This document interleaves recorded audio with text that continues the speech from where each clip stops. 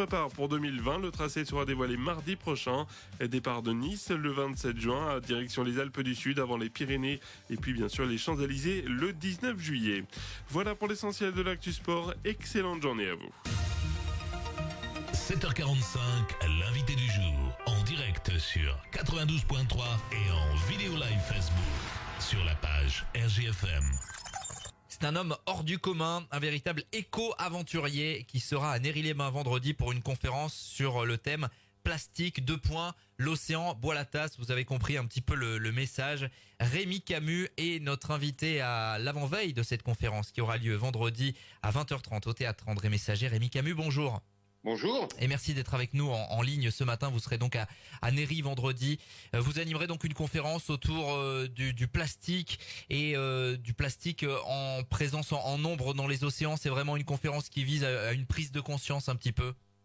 Alors c'est exactement ça, c'est une prise de conscience que j'ai pu voir moi depuis maintenant presque 10 ans à travers mes aventures.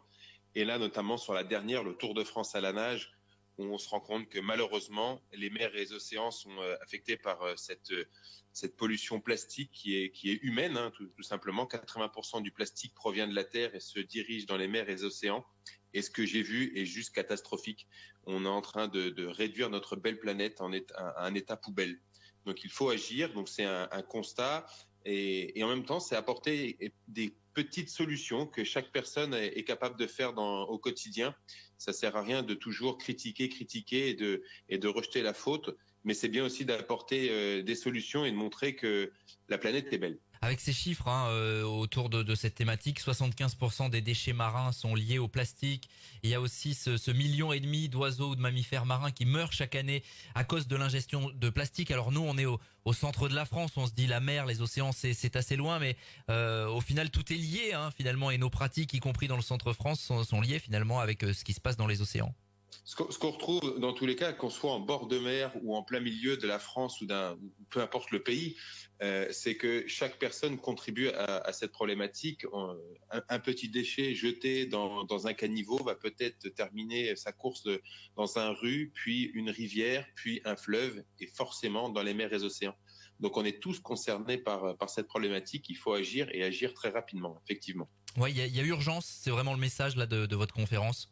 Pour ce que j'ai pu voir sur le Tour de France à la nage, oui, il y a trois grosses zones que l'on voit sur le Tour de France à la nage qui sont catastrophiques. Je vais pas trop en dire pour pas spoiler non plus la conférence, mais on a 3 zones vraiment très impressionnantes et j'imaginais pas ça en fait lorsque j'ai fait mon aventure. J'étais persuadé que le littoral français était propre et qu'on n'avait pas forcément de gires, les gires, ce gros cercle qui se promène dans les océans, qui collecte les déchets. J'étais loin d'imaginer qu'on pouvait avoir ça pas très loin de nos côtes et qui viennent complètement ravager notre littoral. Alors justement, tiens, vous en parlez, ce Tour de France à la nage, donc ça a été effectué l'an passé, de Dunkerque à Monaco. En fait, vous avez donc sillonné le littoral français. Énorme aventure, mais avec donc un vrai message de fond. Oui, le but c'était pas la nage, c'était un prétexte en fait. C'était un prétexte pour alerter, pour sensibiliser, pour marteler ce message d'urgence. Tous les jours, lorsque je faisais mes étapes de 30 km, je sortais de l'eau et j'allais à la rencontre de la population en leur montrant notre collecte de la journée de déchets qu'on avait pu faire en mer, qui n'était pas non plus très importante. On avait qu'un tout petit bateau qui nous accompagnait pour la sécurité. Mais ça nous permettait de montrer encore une fois l'importance de préserver ce milieu qui est le milieu marin et qui est le poumon de la Terre. Si l'océan meurt, le capitaine Paul Watson de Sea Shepherd le dit très bien, si l'océan meurt, on meurt. Ouais, c'est simple finalement. Vous avez entre guillemets bourlingué, on va en parler. Vous avez un parcours absolument exceptionnel, mais vous êtes vraiment rendu compte là de la portée de cette pollution au plastique lorsque vous avez effectué ces 2650 km du Tour de France à la nage. En fait, je l'ai vu un petit peu avant, lorsque je m'en suis aperçu avec ma deuxième aventure, lorsque j'ai descendu le fleuve Mékong en hydrospeed, et on se rend compte en fait que le Mékong est l'un des fleuves les plus pollués au monde, et sur on va dire la dizaine de fleuves extrêmement affectés par la pollution humaine, le fleuve donc Mékong en fait partie, et on retrouve toutes sortes de déchets à la surface de l'eau qui jonchent la surface et qui terminent leur course dans les mers et les océans. Et c'était tout simplement pour faire un clin d'œil à cette deuxième expédition que j'ai réalisée en 2013-2014, montrer que ce qui se passe là-bas nous concerne ici. C'était le slogan de la punchline qui nous a porté sur toute l'aventure du Tour de France à la nage. Ce qui se passe là-bas nous concerne ici. On est tous concernés par cette thématique. Ce n'est pas national, c'est pas européen, c'est mondial.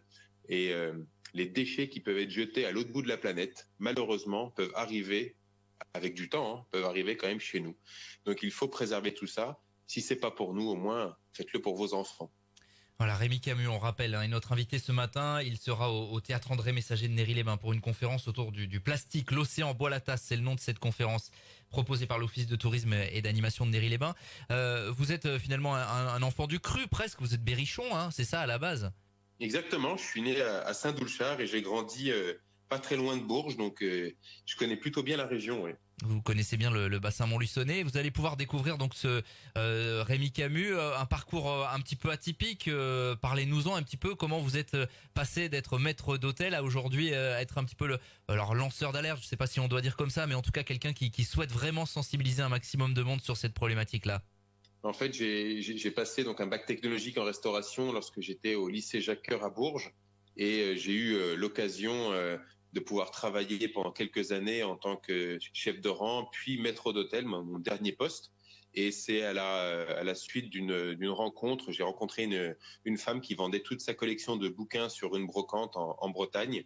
Et j'ai acheté un livre d'un franco-marocain qui s'appelle Jamel Bali. Il a traversé l'Amérique en courant. Il a écrit un bouquin qui s'appelle Au cœur des Amériques. Je l'ai dévoré en une nuit. Et je me suis dit, si le mec, il a réussi à faire ça, ben moi, je peux faire pareil, quoi. Donc, je vais tenter l'aventure. Et j'ai donc tenté ma première expédition où j'ai traversé l'Australie en courant.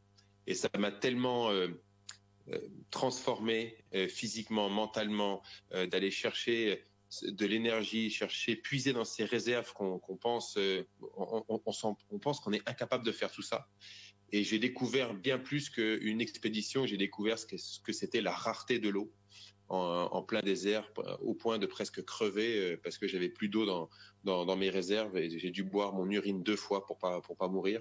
Et ça m'a tellement affecté que, voilà, s'il y a des personnes qui se battent toute leur vie pour avoir un accès à l'eau, et on s'en fout si elle est potable ou non, juste un accès à l'eau, moi, je me suis battu pendant 100 jours. Et ça, en fait, ça a été le déclic et mon cheval de bataille. Et j'ai décidé de poursuivre sur cette thématique. Vu que j'avais déjà fait quelque chose en courant, pourquoi pas quelque chose à la nage? Et j'ai voulu voir l'inverse. La rareté de l'eau en Australie, j'ai voulu voir ce que c'était l'abondance de l'eau et pas forcément l'abondance de l'eau en bonne qualité. Et c'est comme ça que j'ai complètement réussi à vivre de ma passion et à essayer de, comme vous dites, d'être un lanceur d'alerte. Mais c'est pas forcément que de l'alerte, c'est montrer également les belles choses qu'on a sur cette planète. Pourquoi est-ce qu'il faut la préserver et pourquoi ça en vaut la peine?